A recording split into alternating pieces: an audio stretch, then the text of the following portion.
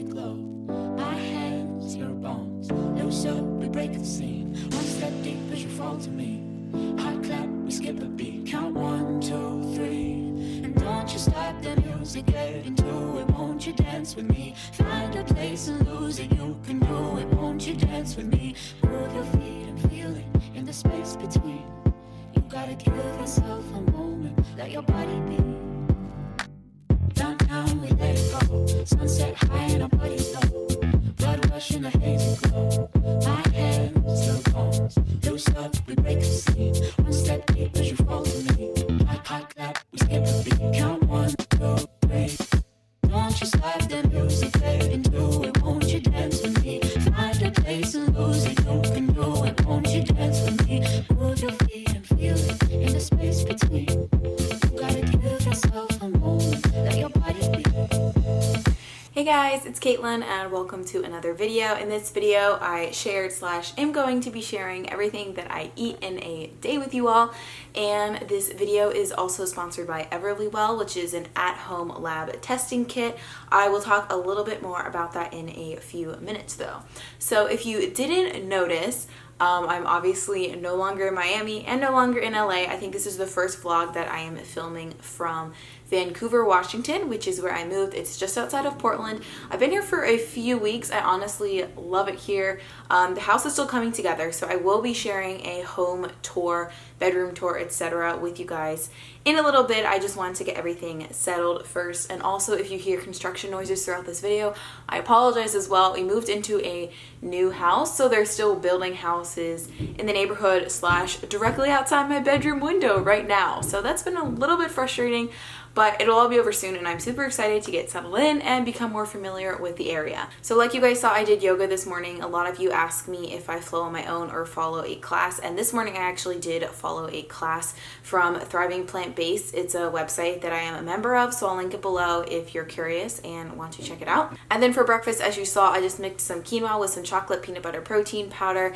some fresh strawberries, and some mango coconut yogurt, and it was so good. It would work with regular oatmeal too, but I just had quinoa flakes in my pantry and I was wanting to use them up. I like using things up. That's one of the things that brings me great joy, using up leftovers and pantry staples. Let me know in the comments below if you guys are like that too. But like I mentioned, this video is sponsored by Everlywell, which is an at-home lab testing kit. And they have a few different tests on their website, but the one that was the most interesting to me was their food sensitivity test. And the test itself is so easy to take. Everything you need comes in this little box, and then you just take the test whenever you're ready. You're just supposed to drink a glass of water beforehand, and then you prick your finger using one of their tools, and then you drop the blood onto this pad and then just package it up and mail it off. And honestly, I was a little bit scared to have to prick my finger myself, but it really did not hurt at all. And they even supply you with band-aids to cover it up. And then you just mail it in and the results get sent to a lab, and then you get your results for whatever test you took within 5 business days, which is super awesome. And I actually have not looked at them yet, so I thought it would be fun to do a sort of live first impressions of my food sensitivities. Honestly, in terms of most foods, I don't know what it's going to say. I think I'm going to have an intolerance to dairy, and I also am like pretty sure I'm gonna have an intolerance to gluten. As you guys know, I try to post a lot of gluten-free recipes, but myself, I'm not entirely gluten-free. I do eat it occasionally. And then also with dairy, obviously I'm vegan, so I don't eat dairy anymore. But as a kid, I used to get a lot of ear infections and strep throat and other things, and I have talked to nutritionists since then, and they said that's actually really common if you have a dairy sensitivity to get those sort of things. And I would get like an ear infection or strep throat or something along those lines, like a sort of bacterial infection, at least once a year, sometimes more frequently. So I'm a little scared and curious, so let's find out. I do appreciate that Everlywell says that food reactivity is different than a food allergy, and this is really important because an allergy, if someone has a food that they're allergic to, you could die from it, whereas if you're sensitive to foods, then it's not as big of a deal. Like, you might have mild discomfort or experience other things, but overall you're not going to die if you eat a piece of bread or like a tomato or something. And they also talk about some common reactions that food sensitivities can trigger, such as skin problems, digestion issues, fatigue, headaches, or inflammation.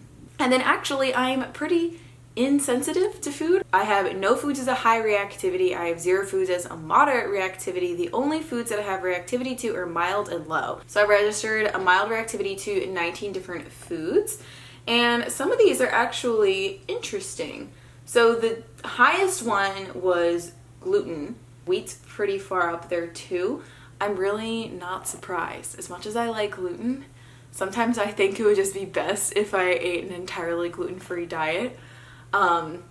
I definitely, like, if I eat too much, guys, I don't know, I swear I get stuffy and like I fall asleep at night and wake up the next day and I feel really inflamed and like kind of gross, but vegan pizza tastes so good. And there's also cow's milk, cheddar cheese, and mozzarella cheese on there, which is not surprising to me, but I'm not going to do anything differently about that because I don't eat dairy to begin with. There's also barley and bran, but those have gluten in them, so I'm not surprised. And then I'm also registered as mildly reactive to oats. It's really common for standard oats to not be gluten-free because they're processed on the same machinery as wheat. So that's interesting to me because I know in Australia oats aren't considered to be gluten-free, I think, no matter what. So I wonder if that's why.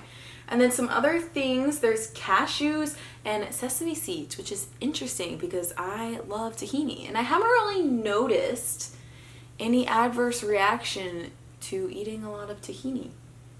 And then there's also grapes, coconut, and blueberry is mildly reactive, and I can honestly say I haven't really felt anything like that. And then onions as well. I don't know if I necessarily feel bad eating those.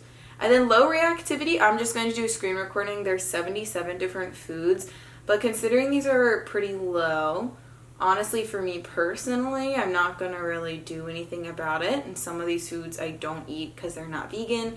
And then some of them are other things. But honestly, the reactivity is like 0.17 to like 0.19.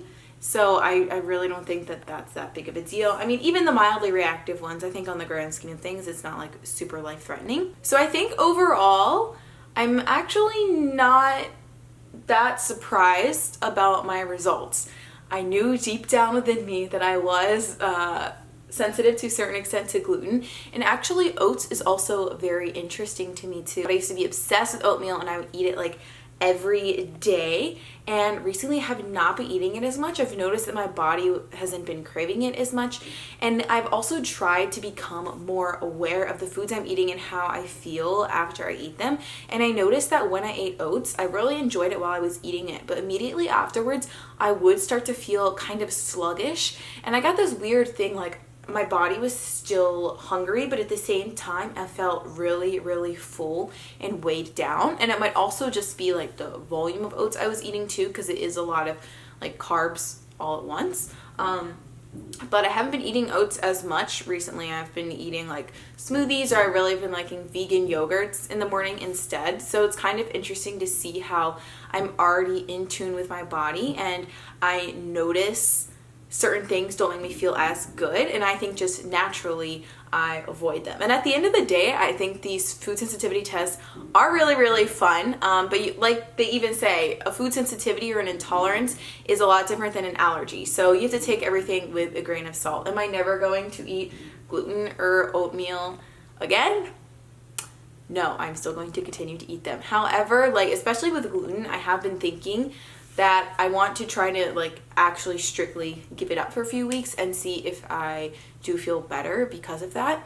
I mean, at the end of the day, a vegan diet is great for the animals. That's primarily why I do it, and it's great for your health as well. But there isn't a one-size-fit-all diet for everyone.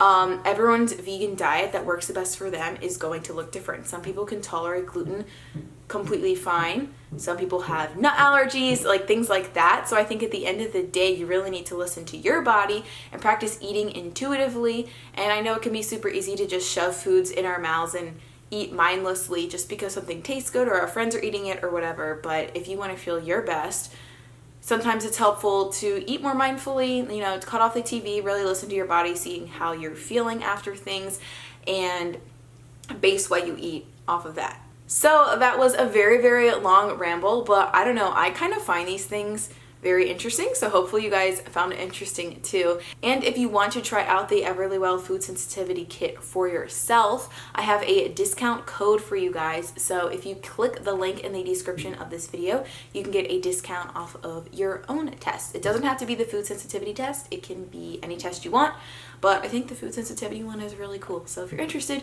go ahead and check that out. And I think that's all I have to say for now. I know this was a long ramble, but I will check in with you guys the next time I eat food, which will be lunchtime. So this is my lazy-ish lunch. Well, actually, yes, it was really lazy. I actually made the original recipe for a different video. In here, under all this mess, is a roasted sweet potato, and it's stuffed with a mixture of kale, massaged with some cashew sour cream, and then there's some chickpeas, some beet salsa, some cilantro, some avocado, and some vegan parmesan, which is like nutritional yeast based. So I'm going to eat this for my lunch.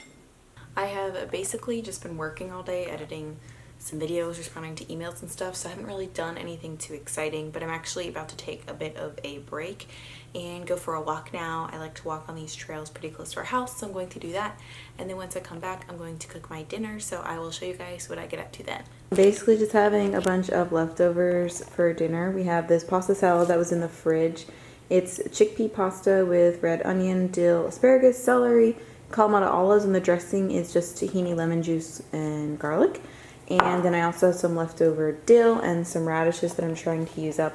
And I am also steaming some asparagus over here that I'm going to have on the side. This is the final bowl that made the Instagram shop. And now I'm probably just going to chop the asparagus up, and I have a little bit of radishes and dill left over that I'm going to add to it. And I also topped it with some black pepper. And for dessert, I have a huge stash of chocolate. I am like actually a chocolate hoarder, I think. But I'm going to have one of these dark chocolate coconut butter cups by the brand Eating Evolved. They taste good, and I'm going to eat one for dessert.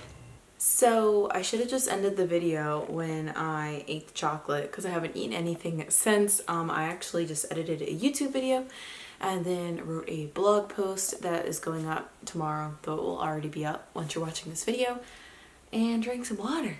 And now the lighting is really bad, but it doesn't really matter. But that's everything that I ate in a day. I hope you guys enjoyed this video. And yeah, if you liked it, give it a thumbs up. And if you're new to my channel, the subscribe button's right down there. I post tuna videos every single week, but honestly guys, it's 9:30 and I like to go to bed at 9:30 because I'm a grandma and I'm really exhausted. I had a long day, did a lot, and ate a lot of good food. So I'm just gonna end this here and wish you all a good night, or just have a good day, whatever time of day it is for you. Thanks for watching, and I will see you later. Peace. Won't you stop the music, get into it, won't you dance with me? Find a place and lose it, you can do it, won't you dance with me? Move your feet.